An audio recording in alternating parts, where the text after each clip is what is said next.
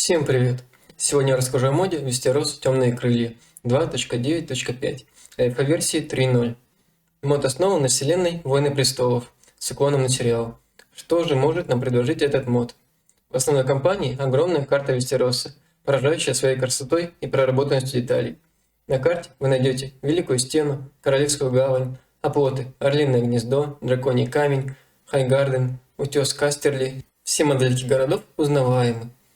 Представлены все фракции соперники конфликта за Железный трон. У членов королевской семьи и полководцев спутники и трейты прописаны согласно истории, например, наследник или десница короля. Да и сами портреты персонажей и модельки на стратегической карте соответствуют тем, что в фильме. Но это далеко не все. Есть множество скриптов, которые погружают вас в эту вселенную. Кто-то скажет, скрипты мешают, контролируют процесс игры и направляют по намеченному сценарию. Нет, все совсем не так. Скрипты освещают различные события, которые произошли в сериале. Но вам дается выбор, как действовать в этом событии. У каждого решения есть последствия. Например, в самом начале игры за Старков скриптами предоставляется выбор – помешать коронации Джоффри или нет. Если принять предложение, то Эддарка Старка казнят. Если отвергнуть предложение, то он останется жив. И будет еще следующий выбор – спасти Сансу Старк. Понятно, что скрипты на многое влияют, но все зависит от решения игрока. Также скрипты ознакомливают с самим сериалом. Я не смотрел сериал, но поиграв в игру, прочитав различные скрипты, мне стало интересно, а как это было в сериале? Ну и конечно, для тех, кто смотрел сериал, без скриптов никак. Человек смотрел и знает, что сейчас должно быть определенное событие, а его нет. Каждая такая нестыковка рушит атмосферу.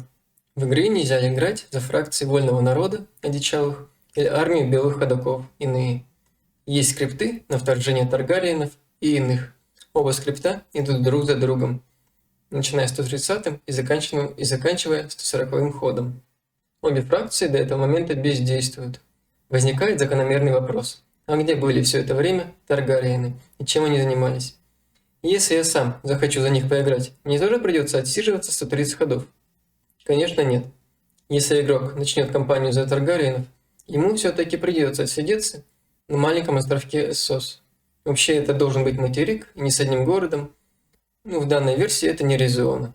И отсиживаться игроку не 130, а всего 15 ходов. Но, уверяю, вы не заскучаете. На каждом ходу будут появляться скрипты, решения в которых повлияют на будущую армию вторжения, количество в ней юнитов и генералов. Даже если вы неудачно начали, драконы затащат. У них большой плюс в том, что они по сути являются очень мощной и дальнобойной артиллерией. Сами модельки немного чопорные, но уже большой плюс, что они есть.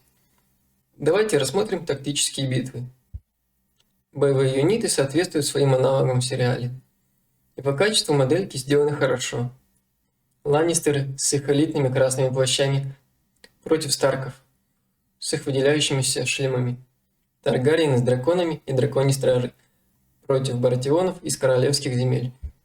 Тириэлы с хорошо бронированными войсками против иных с драконами нежити, великаном нежитью и ходоками. Ночной дозор с их легкими войсками против одичалых с великаном и мамонтами, которые как бульдозер сносят все перед собой. По сложности. Тут уже в зависимости от того, кем вы начинаете играть. У кого-то изначально нет войн, у кого-то одна или две. Я, например, начал прохождение за Ланнистеров. Поначалу без напряга. Одна война. Только начал втягивать войска в сторону противника, как на следующий ход вторая война с противоположной стороны. Давят с двух сторон. Надо тщательно продумывать свои ходы. И только все начало налаживаться, как третья и четвертая война. Я просто как бедный родственник, все золото в войска, везде сам руковожу битвы, все войска в деле. Короче, издеваюсь как могу. Проигрывать не хочется. И пока не выиграешь, не можешь оторваться.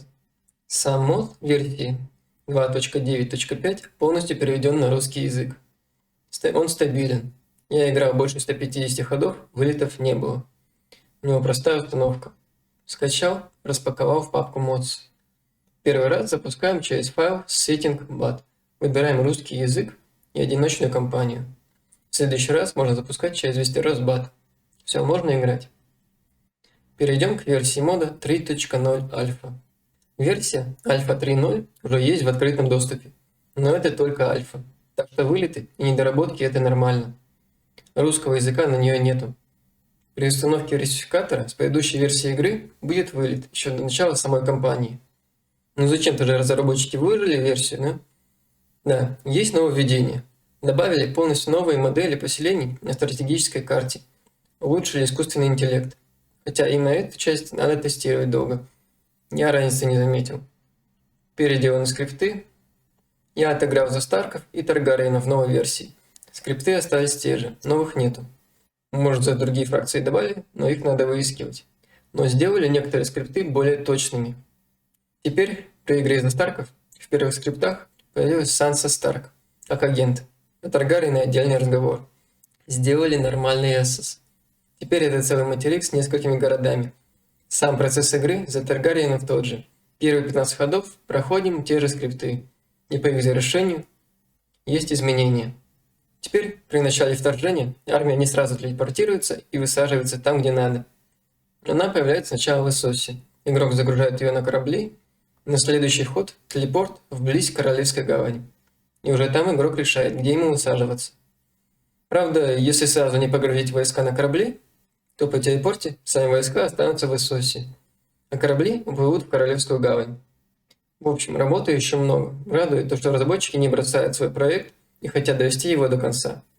Подведем итог. Прекрасный мод по вселенной Войны Престолов. Всем советую поиграть. Начинайте с версии 2.9.5. Третья альфа пока нестабильна. Не все реализовано из задуманного. Если видео было полезно, подписывайтесь, ставьте лайки. Всем спасибо за просмотр.